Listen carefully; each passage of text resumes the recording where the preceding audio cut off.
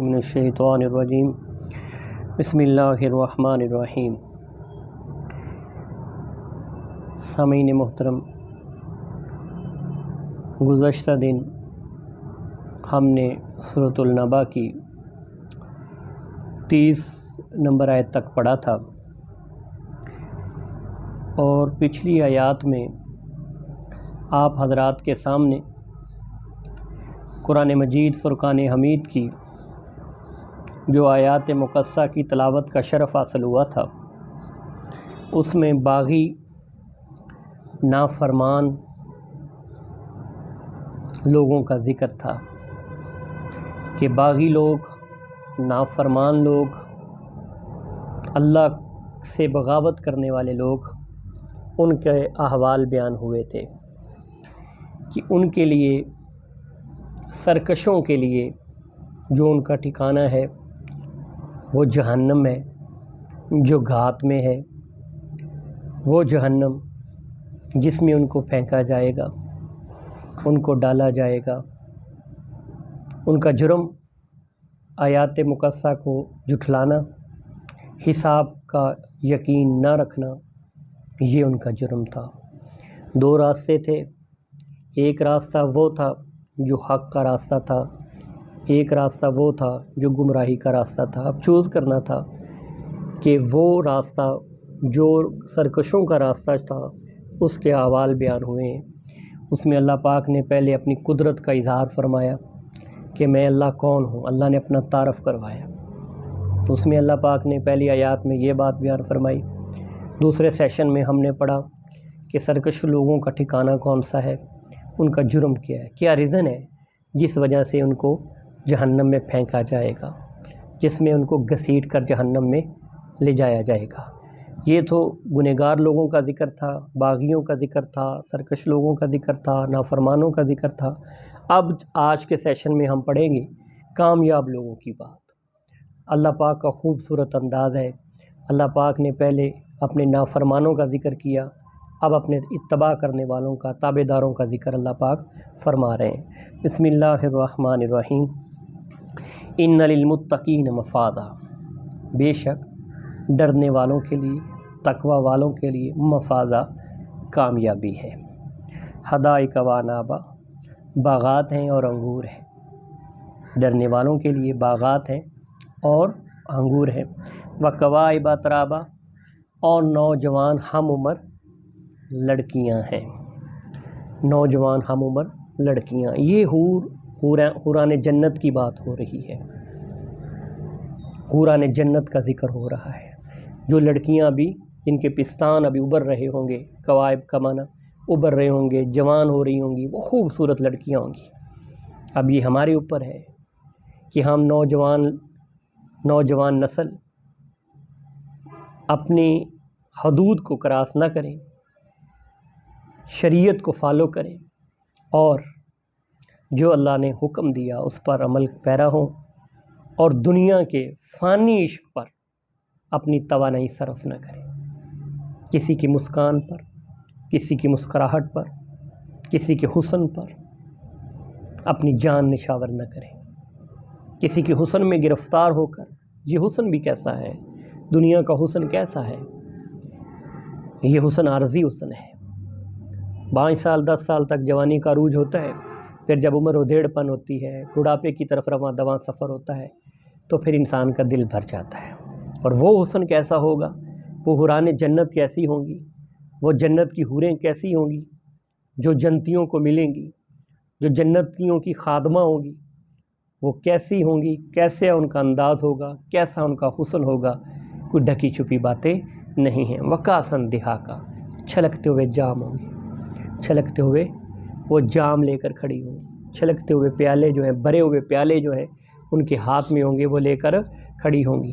اور وہ جنت ایسی ہے، لا یسمعون فیہا لغوا ولا کذابا، کہ اس میں وہ نہیں سنیں گے لغو، بیہودہ بات، فضول بات، اور ولا کذابا، اور نہ ہی جھوٹ سنیں گے۔ دنیا کی شراب پیتے ہیں ہم، دنیا کی شراب پی کر ہم تو پھر مولا جٹ بن جاتے ہیں، ہم تو پھر ایکٹر بن جاتے ہیں، انڈیا کے ایکٹر بن جاتے ہیں، پاکستان کے ایکٹر بن جاتے ہیں، پھر ہم رستم زماں بن جاتے ہیں، پھر پتہ نہیں کیا کیا بولتے ہیں، ہمیں ہوش نہیں رہتا، جوش میں اس حد تک آگے چلے جاتے ہیں کہ ہم جھوٹ بولتے ہیں، فضول بولتے ہیں، بکواس بولتے ہیں، بیہودہ بات بولتے ہیں۔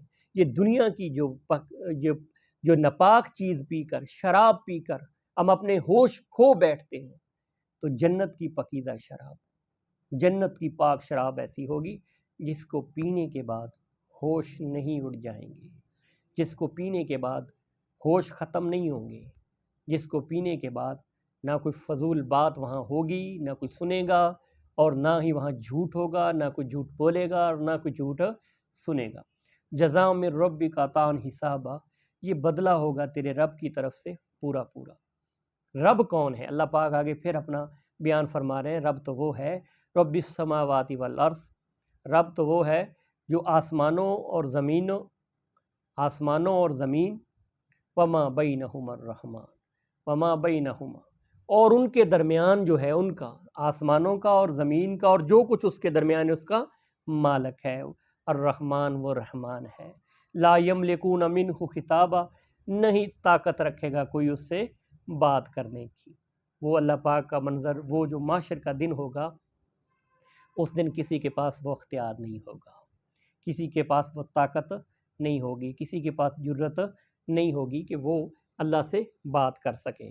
یوم یقوم الروح والملائکۃ صفا، وہ دن ایسا ہوگا جس دن روح سے مراد جبریل علیہ السلام ہے، جس دن جبریل علیہ السلام اور ملائکہ فرشتے اس حال میں ہوں گے کہ کتار باندھے ہوں گے، اس حال میں کہ کتار باندھے ہوں گے، صف باندھے ہوں گے، صف میں کھڑے ہوں گے۔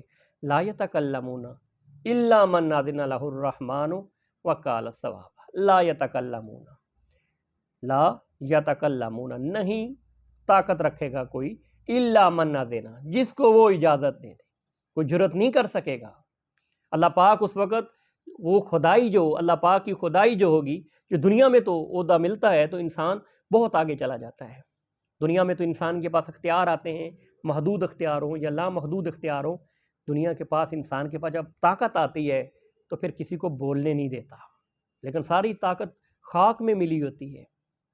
کبھی شہزادوں کے جنازے جاتے ہیں، کبھی غریبوں کے جنازے جاتے ہیں، جھونپڑی میں رہنے والے کو بھی قبر ملتی ہے، اور شہزادوں کو محل میں جو سونے والے ہیں ان کو بھی قبر ہی ملتی ہے۔ لیکن یہ طاقت، یہ بولنا، یہ قوت گویائی، یہ متکلم اعظم بننا، یہ ساری چیزیں فانی ہیں، یہ ساری چیزیں عارضی ہیں۔ دنیا میں تو دستور ہے کہ بادشاہ کا محل لگا ہوا ہے، رعایا کھڑی ہوئی ہے، اور بادشاہ سلامت بیٹھے ہیں، اور کسی کو جرت نہیں کہ بات کرے۔ یہ بادشاہ عارضی ہے، وہ بادشاہوں کا بادشاہ ہے، وہ منظر کیسا ہوگا، وہ انداز خدا کیسا ہوگا، وہ رب العالمین کا وہ نظام کیسا ہوگا، جس دن کسی کو جرت نہیں ہوگی، کوئی طاقت نہیں رکھے گا کس چیز کی، لا یتکلمون، نہیں طاقت رکھے گا کلام کرنے کی، الا من اذن، مگر جس کو وہ اجازت دے، لہ الرحمن، رحمان کی طرف سے، جس کو اجازت ملے گی وہی بات کر سکے گا۔ وقال صوابا، اور وہ بھی بات کرے گا ٹھیک ٹھیک۔ ذالک الیوم الحق، یہ حق کا دن ہے، یہ سچ کا دن ہے۔ فمن شاء اتخذ الی ربہ مآبا، پس جو چاہے بنا لے اپنے رب کی طرف ٹھکانہ، مآبا ٹھکانہ، اب جو چاہے وہ اپنے رب کی طرف ٹھکانہ بنا لے۔ انا انذرناکم عذابا قریبا، بے شک ہم نے ڈرایا ہے تم کو قریب آنے والے عذاب سے، قریب آنے والے عذاب سے۔ یوم ینظر المرء، جس دن دیکھ لے گا آدمی، ما قدمت یداہ، جو اس کے ہاتھوں نے آگے بھیجا ہوگا، جو اس کے ہاتھوں نے آگے بھیجا ہوگا، اس دن انسان دیکھ لے گا۔ وَيَقُولُ الْكَافِرُ يَا لَيْتَنِي كُنتُ تُرَابًا، اور کافر حسرت کرے گا، ہائے کاش میں مٹی ہو جاتا، ہائے کاش میں مٹی ہو جاتا۔ وہ حسرتیں رہ جائیں گی، خواہشات رہ جائیں گی، اور خواہشات انسان کے دل میں ہوتی ہیں، خواہشات تو جھونپڑی میں رہنے والے انسان کے دل میں بھی ہوتی ہیں، اور محلات میں رہنے والے انسان کے دل میں بھی ہوتی ہیں۔ محل میں سونے والا انسان بھی بہت ساری خواہشات اپنے دل میں رکھتا ہے، اور جھونپڑی میں رہنے والا انسان بھی اپنے دل میں خواہشات رکھتا ہے، لیکن سامان 100 برس کا ہے، پل بھر کی خبر نہیں۔ انسان کی خواہشات انسان کے دل میں ہی رہتی ہیں اور انسان چلا جاتا ہے۔ یہ فانی دنیا ہے، یہ مچھر کا پر ہے، یہ مکڑی کا جالا ہے، یہ دھوکے کا گھر ہے، اس میں یہاں رہنا نہیں ہے۔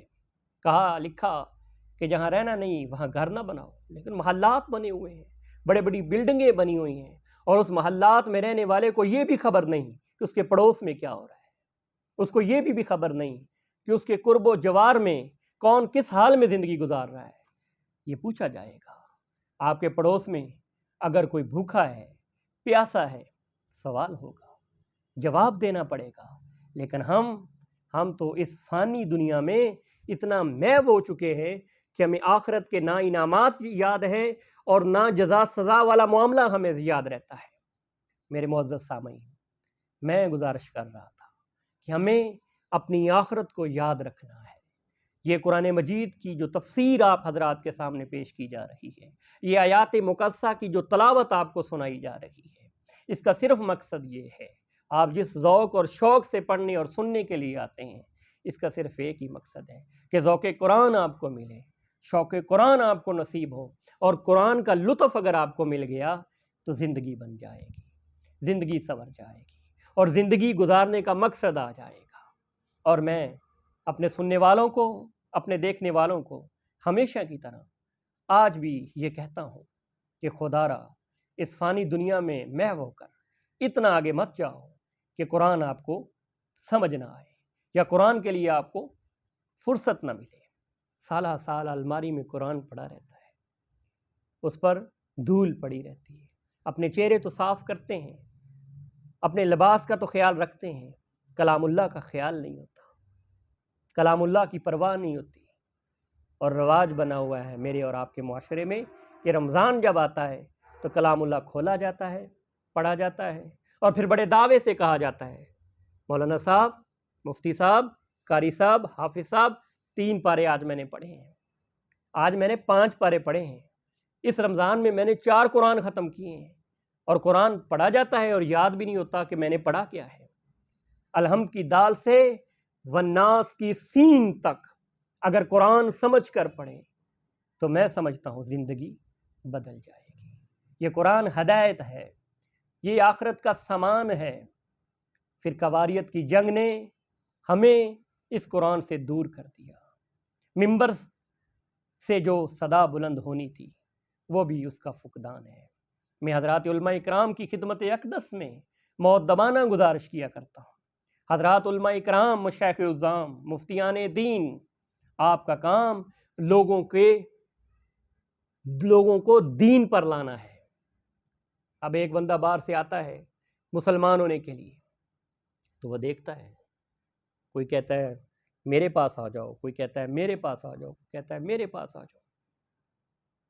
تو یہ اس وجہ سے ہوتا ہے کہ ہم نے فروعی مسائل کو اتنا مقدم کر دیا کہ حقیقی مسائل، بنیادی مسائل، اس کو دفن کر دیا، ممبر سے شعلے برسا برسا کر قوم کو تقسیم کر دیا، اور فرقہ واریت کو اتنی ہوا دی کہ ممبر سے شعلوں کی آواز آنے لگی اور قوم ایک دوسرے کے خون کی پیاسی ہونے لگی۔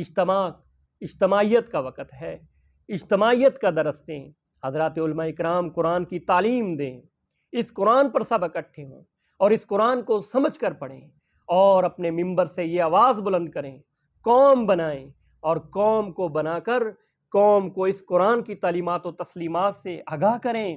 یہ قرآن سے دوری کی وجہ سے میرے اور آپ کے معاشرے میں دین نہیں رہا، میرے اور آپ کے گھر میں دین نہیں رہا، میرے اور آپ کے ادارے میں دین نہیں رہا۔ نوجوان نسل بے راہ روی کا شکار ہو گئی، نوجوان نسل کو موبائل سے تو پیار ہوا، کمپیوٹر سے تو پیار ہوا، نیٹ سے جو پیار ہوا، جب سے یہ قرآن سے دوری ہوئی رشتوں کی تمیز ختم ہو گئی۔ بیٹی ماں کی گستاخ ہوئی تو بیٹا باپ کا گستاخ ہوا۔ کلام اللہ کی تلاوت ہوتی تھی تو دین ہوتا تھا، اور ایک حدیث میں تو رسول اللہ صلی اللہ علیہ وسلم نے فرمایا وہ گھر قبرستان ہے جس میں کلام اللہ کی تلاوت نہیں ہوتی۔ حضرات ذی وقار، ارباب علم و دانش، ہمیشہ کی طرح میں یہ عرض کر رہا ہوں کہ کلام اللہ کی تلاوت سے اپنے دلوں کو روشن کریں۔ اللہ پاک عمل کی توفیق عطا فرمائے۔